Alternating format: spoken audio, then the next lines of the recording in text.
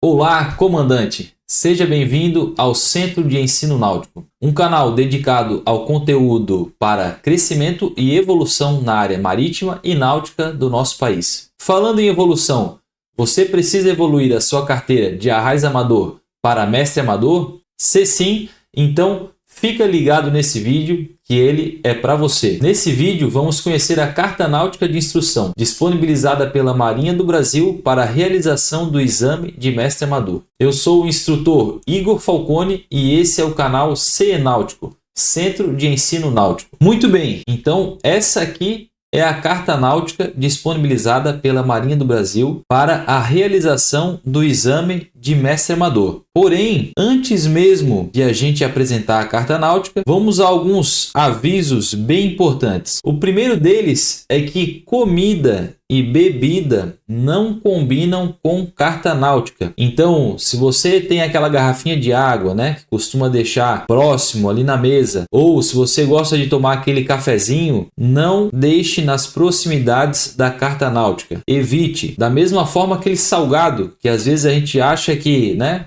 só vai cair um farelinho. Esse farelo também pode manchar a carta náutica, né? Então, na receita aí sempre vai alguns ingredientes um pouco mais gordurosos, alguma coisa assim, e que acaba manchando a carta náutica. Então, evite comida e bebida. Segundo aviso é que a gente não utiliza caneta na carta náutica. Então, mesmo que você tenha aí um estoque de carta náutica, é bem provável que ele vai acabar, pois na carta náutica a gente realiza vários exercícios de navegação estimada, precisando realmente de traços apagáveis. Então, a gente precisa às vezes apagar alguns traços que a gente faz ali na carta. E além de tudo isso, é muito comum a gente confundir também algumas coordenadas geográficas ou até mesmo a gente errar, né, confundir ali na hora de alguma plotagem. Então acaba sendo mais prático fazer um traço e caso esteja errado a gente fazer o uso da borracha para apagá-lo.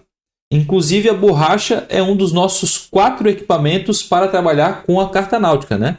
São eles, primeiro, a régua paralela, segundo, compasso, terceiro, lápis ou uma lapiseira, e em quarto, a borracha. Porém, ali no terceiro, lápis ou lapiseira, eu gosto de ressaltar que é sempre melhor, né? Eu sempre aconselho utilizar realmente lapiseira. Não é um gasto, é um investimento que a gente faz, né, de adquirir uma lapiseira. Porque na carta náutica, a lapiseira, além de ela ter um traço mais preciso, é um traço também mais fino, né? Eu aconselho ali uma lapiseira 0,5 ou 0,7 no máximo. Então, ela vai ter um traço mais fino. E a própria diferença de espessura do lápis para a lapiseira pode fazer com que a gente acabe assinalando a alternativa errada. E o pior de tudo é a gente assinalar a alternativa achando que está assinalando a alternativa correta, porém está assinalando a errada. Mas nesse vídeo nós vamos focar mais na parte da carta náutica. Se você ainda não possui esses equipamentos ou se quer saber mais sobre eles, né, ou também qual comprar, eu te aconselho a assistir o nosso vídeo que mostra exatamente isso. E além de a gente falar desses equipamentos, a gente traz também um demonstrativo de forma até comparativa entre a régua paralela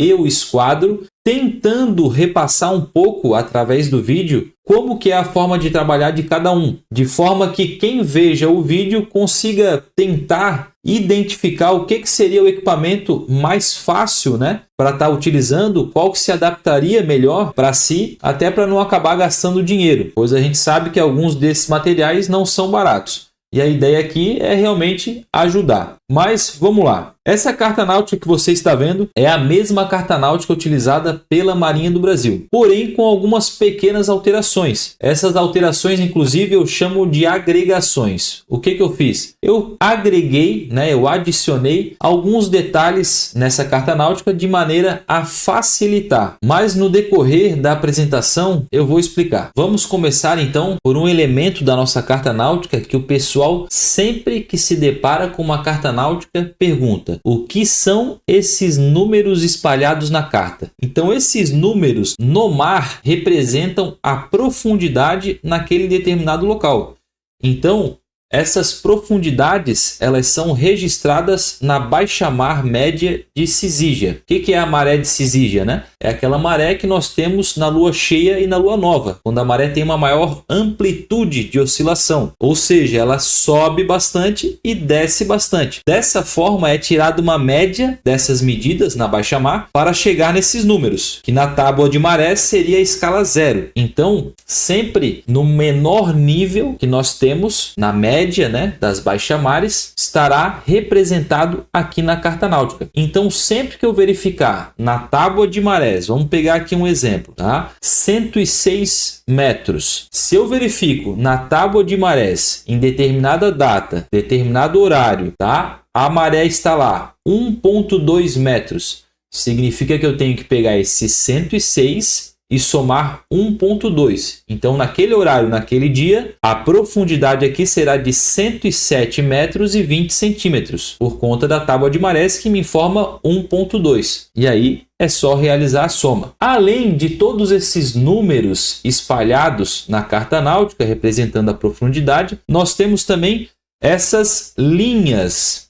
Essas linhas aqui são as linhas isobatimétricas, ou também chamadas de isobáticas ou isóbatas. Então, iso significa igual, mesmo, e batimétrica vem de batimetria, que é a medição da profundidade na água, né? Nos oceanos, nos mares, enfim. Então, agora ficou fácil. Iso, mesma. Batimetria, né? É a medição da profundidade. Então, a gente tem aqui as linhas isobatimétricas, certo? E nesse caso, bem no meio, representado pelo número 100, então essa é a isobatimétrica de 100.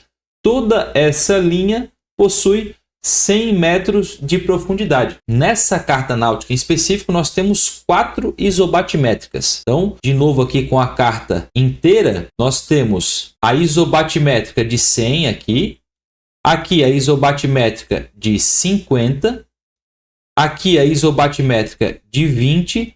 E mais próximo aqui da costa, a isobatimétrica de 10. Vou dar um zoom aqui, 10 metros. E aqui também, um pouquinho para o lado, 20 metros de profundidade. Nessa carta náutica, essas são as linhas isobatimétricas. Porém, eu já vou trazer aqui um comparativo com uma outra carta. Mas eu já quero aproveitar para falar uma coisa muito importante. Dica de prova. As profundidades e as altitudes na carta náutica são representadas sempre em metros. Então, a unidade de medida de representação das altitudes e das profundidades são em metros. Aproveitando aqui o gancho, falando das altitudes, né? Aqui na Terra, nós temos aqui a cor da carta náutica. Então, temos essa cor mais amarelada, mais bege, que é realmente, né? Significa terra. Nessa carta náutica em específico, até a isobatimétrica de 20, ou seja, até os 20 metros de profundidade, nós temos esse azul mais escuro. Depois dos 20 aos 50 metros de profundidade, nós temos esse azul mais claro. E acima de 50, tanto 50 como 100, nós temos ela toda representada na cor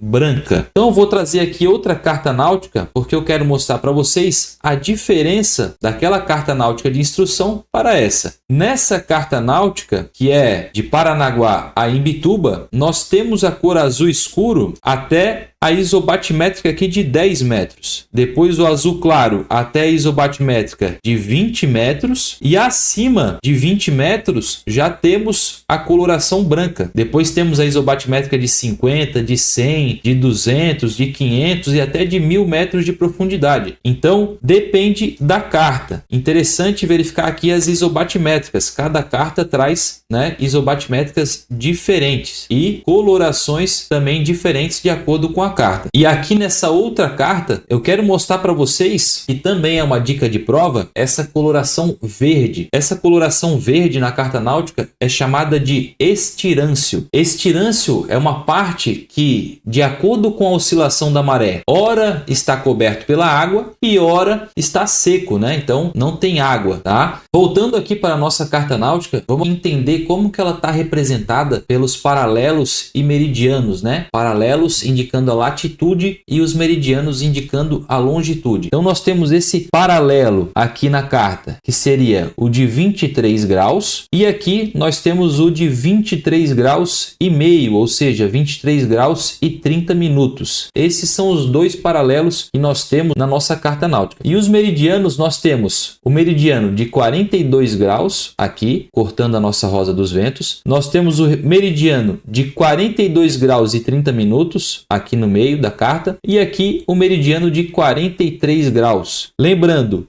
que essa aqui é uma representação da nossa costa brasileira, né, de um pedaço, e sendo dessa parte do Brasil, obviamente nós temos ela ao sul e a oeste. Então logo ela cresce de cima para baixo e cresce da direita para a esquerda. Logo, para a direita do 42 graus, nós temos aqui 41 graus. E também para cima aqui do paralelo 23 graus, nós temos 22 graus, com os seus respectivos minutos, tanto aqui na parte do 41 graus, como aqui na parte do 22 graus. Além dos paralelos e meridianos, nós temos também essas outras linhas, nessas linhas indicadas com a cor magenta. Essas linhas aqui na carta náutica, elas representam outras cartas náuticas que existem, que têm uma maior escala, ou seja, um maior detalhamento dessa área que ela está indicando. E aqui no canto a gente pode perceber a numeração dessas cartas. É muito importante a gente saber, pois existe também questão de prova que indica determinado local e a gente tem que saber qual outra carta que existe nesse determinado local que a gente poderia navegar com uma maior precisão, pois ela vai dar um maior detalhamento. Então, se eu estivesse navegando nessa região aqui, eu poderia ter a carta que existe, né, e que representa essa área com maior detalhamento, que é a carta 1505. Da mesma forma, a gente possui aqui nessa outra área a carta 1508, a carta 1506, representando essa área, e as demais cartas náuticas representadas nessas linhas indicadas com a cor magenta. Também na cor magenta nós temos essas outras linhas, porém essas linhas onduladas que a gente também pode perceber que está presente na nossa carta náutica. Em quase toda a nossa costa é presente essa linha ondulada, também na cor magenta, que significa cabo submarino. Então esses aqui são os cabos submarinos que costeiam aí a nossa costa brasileira. Aproveitando que nós estamos nessa região aqui da carta náutica, nós temos aqui a Baía de Guanabara. E aqui na Baía de Guanabara é onde nós temos o porto do Rio de Janeiro.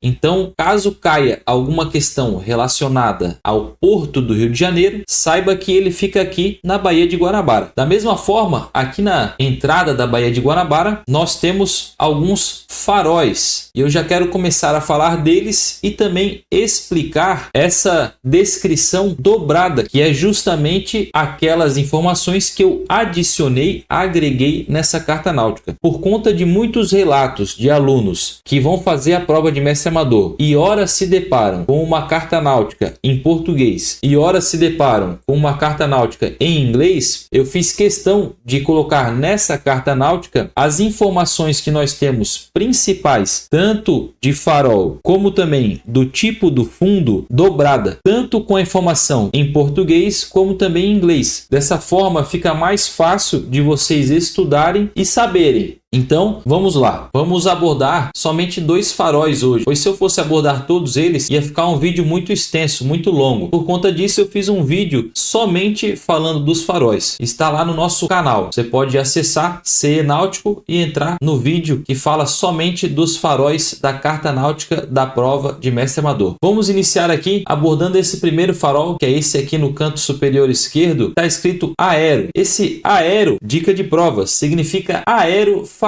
E aqui na lista de faróis nós podemos verificar todas as informações referente a esse aerofarol, inclusive que ele pertence aqui, ó, ao comando da aeronáutica. Ele tem essa estrutura, né, uma armação quadrangular metálica com faixas horizontais encarnadas e brancas. e aqui nós temos a descrição dele. Porém, eu quero abordar lá na carta náutica, pois nós já veremos nas duas línguas. Então nós temos aqui o LP, que significa lampejo. Esse ALT, ALT, significa alternado. Esse B e V são as cores, branco e verde. Então nós temos um lampejo alternado da cor branca e verde. Ela está a uma altura de 75 metros. Então esse M minúsculo significa metros, a altura do luminoso em metros. E não podemos confundir com a altura do farol, ou seja, a altura da estrutura inteira. Aqui é a altura que fica o ponto luminoso. Às vezes o farol ele pode ser até mais alto. Aqui é a altura da luz. E esse M maiúsculo significa milhas náuticas e diz respeito ao alcance desse luminoso. E aqui em inglês nós temos a mesma informação. Porém, em inglês, os adjetivos vêm antes do substantivo. Por isso que aquele alternado, que seria esse somente AL de alternate, vem antes desse FL, que significa flash. E aqui nós temos a cor white, que é branco em inglês, e green, que é verde em inglês. E aqui seguimos a mesma coisa. O luminoso está a uma altura de 75 metros em relação ao nível do mar e ele tem um alcance de 22 milhas náuticas. E o outro farol que eu quero abordar com vocês é um farol que é bem completo, que tem mais informações. Por isso que eu quero abordar ele aqui com vocês, que é esse farol da Ilha Rasa. E aqui, novamente, nós temos tanto a informação em português, na carta náutica, como em inglês que eu adicionei. E aqui na nossa lista de faróis, a gente pode ver também todas as informações referente a esse farol da Ilha Rasa. Temos aqui que é uma torre quadrangular de alvenaria com top cilíndrico, ambos brancos com arestas marrons. Olha só, com bastante detalhes, né? E o motivo de eu ter abordado esse farol aqui com vocês é porque ele contém uma informação a mais, que seria essa daqui. Além da descrição da luz, que como a gente pode ver é um lampejo alternado, que alterna cores brancas, esse B e B é branco, e cor encarnada. Então esse E é de encarnado, que em inglês a gente usa o R de red. E aqui nós temos depois da descrição esse 15S. O que seria esse 15S? São 15 segundos. Significa o período de toda essa informação que a gente viu aqui referente ao lampejo alternado, que alterna entre cores brancas e encarnadas. E voltando aqui para a nossa lista de faróis, nós podemos ver nessa coluna aqui, ó,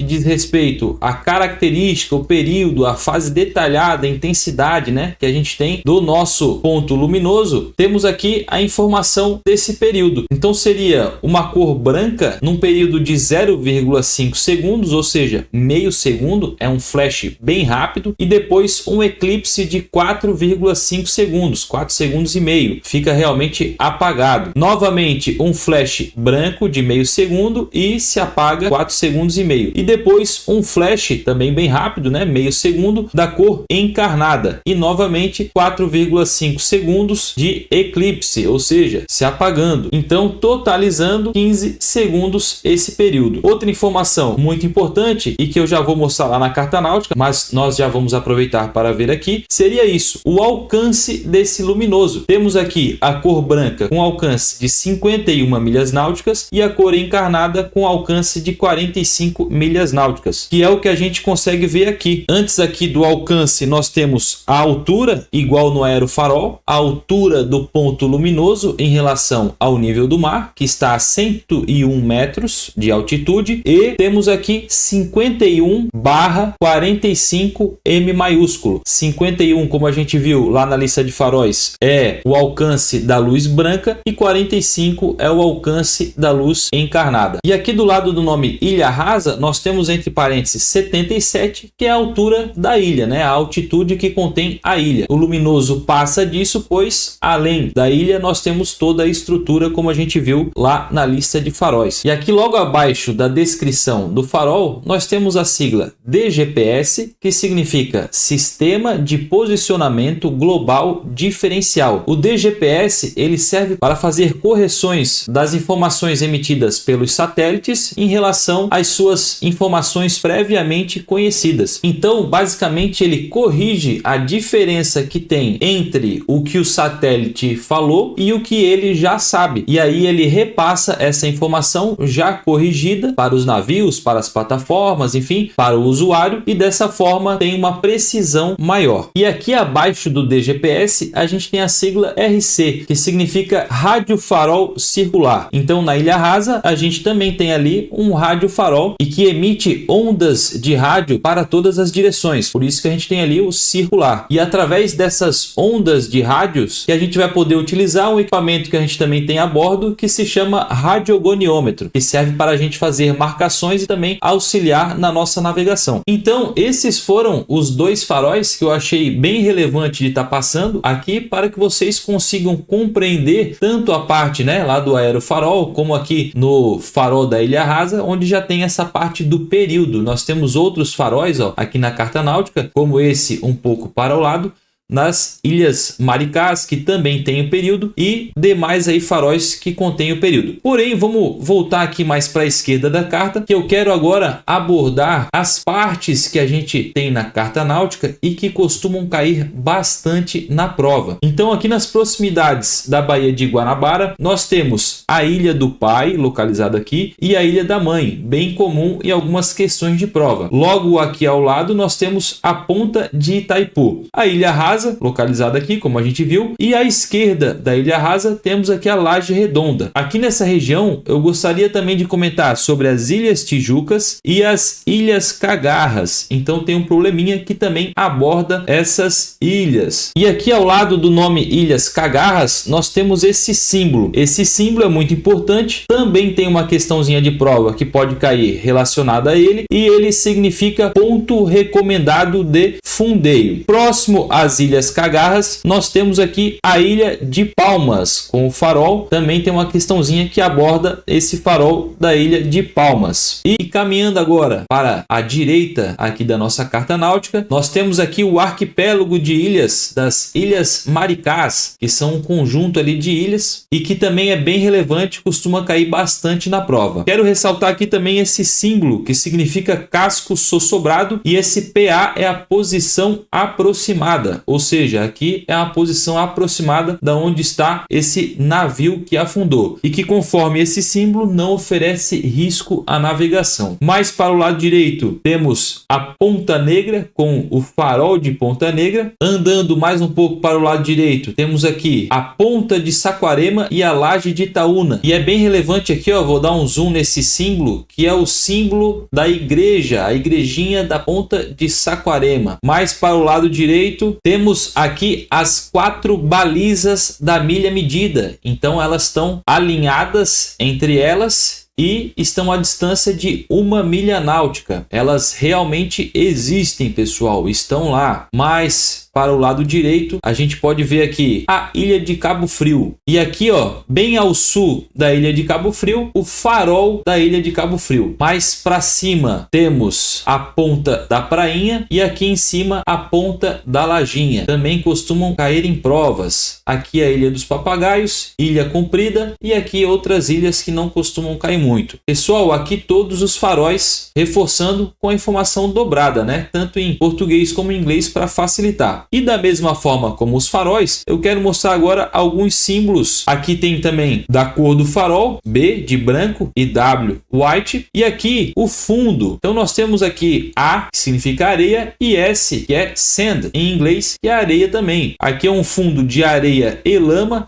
Então, sand e mud, que é lama em inglês, e toda a carta náutica possui esses símbolos dobrados com o fundo. Tem apenas um que se repete, que seria esse R, que é rocha em português e rock em inglês. E esse P é de pedra e ST de stone. Tem demais também aqui, RR, e tem outras também na carta, tá? Aqui somente lama, ó, lama, mud em inglês. Então, pessoal, com a carta agora ampliada, eu quero ressaltar para vocês a Ilha Rasa, as Ilhas Maricás, a Ponta Negra e a Ilha de Cabo Frio. Considero esse como os mais importantes, ou seja, os que mais caem na carta náutica. Depois, nós temos a Ponta da Lajinha, a Ponta da Prainha, temos também a Ponta aqui de Saquarema, mas aqui ao lado temos a Ponta de Itaipu e ao lado da Ponta de Itaipu, a Ilha do Pai e a Ilha da Mãe. Considero esses como em segundo lugar na parte de frequência, né, que aparecem nas questões aí de prova. Posteriormente a esses, numa frequência também que costuma cair, temos aqui a Pedra de Inoã e mais aqui ao lado a Ilha dos Papagaios e a Ilha Comprida. São esses então os pontos notáveis que eu considero mais relevantes e que mais caem em prova.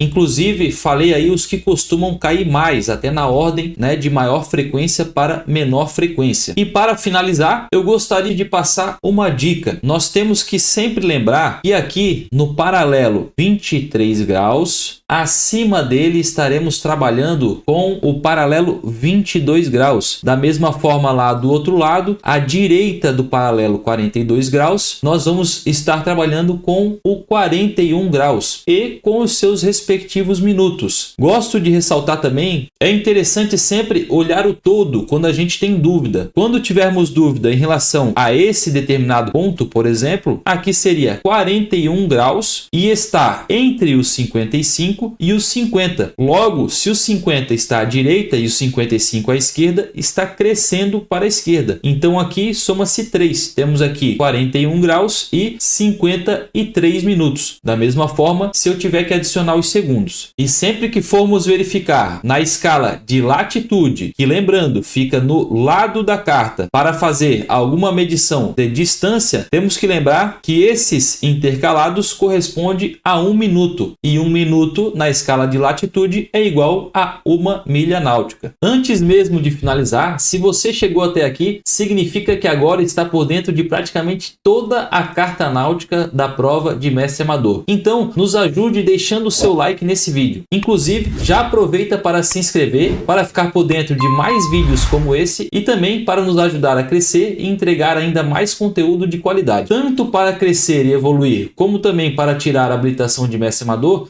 é necessário bastante conhecimento e é com isso que nós estamos comprometidos, mostrando além de curiosidades e notícias, mas também conteúdo instrutivo e informativo. Então não se esquece, se inscreve aqui no nosso canal e aproveita para nos seguir também no Instagram, @cenautico, que lá também tem muito conteúdo e muitas dicas. Bons ventos, boa navegação e até a próxima!